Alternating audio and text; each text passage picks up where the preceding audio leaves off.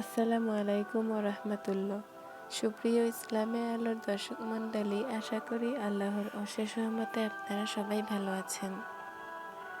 আজকে আমরা জানব, অনেকে বলে থাকেন একটি ভাতের সাথে ৭০ জন ফেরেশতা থাকে।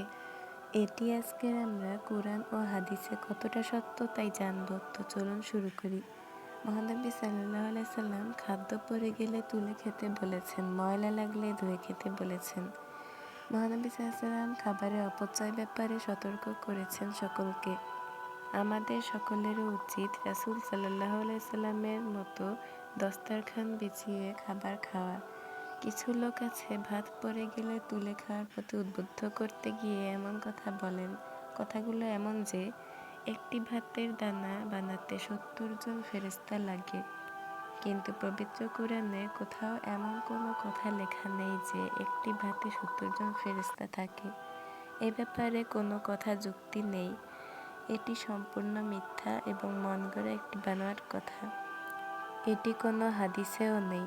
পবিত্র কোরআনে বলা হয়েছে, অপচয়কারীকে শয়তানের ভাই বলে ঘোষণা করেছেন। এর কারণে মানুষের জীবন থেকে বরকত চলে যায়। আল্লাহ তাআলা বলেন, তোমরা আহার করো ও পান করো, কিন্তু অপচয় করবে না। নিশ্চয়ই আল্লাহ অপচয়কারীকে পছন্দ করেন না। সূরা আরাফ আয়াত ৩১ এবং সূরা বনী ইসরাঈলের ২৬ ও ২৭ নম্বর আয়াতে বলা হয়েছে, আর তোমাদের অর্থসম্পদ অপ্রয়োজনীয় কাজে খরচ করবে না, জেনে রাখো, যারা অপচয় করে তারা শয়তানের ভাই, আর শয়তান নিজে প্রতিপালকের ঘোর অকৃতজ্ঞ। তাই ভাত যেন মানুষেরা নষ্ট না করে, এর জন্য আগের সময়ে কিছু মুরব্বীরা এমন সব কথা বলে থাকতেন। এই ব্যাপারে তারা লোকেদের জোর দেওয়ার জন্য ৭০টি ফেরেশতার কথা বলেছেন।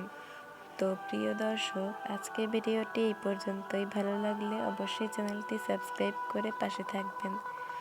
তো আজকে সবাইকে বিদায় জানিয়ে এখানে শেষ করছি। আল্লাহ হাফেজ। আসসালামু আলাইকুম রাহমাতুল্লাহ।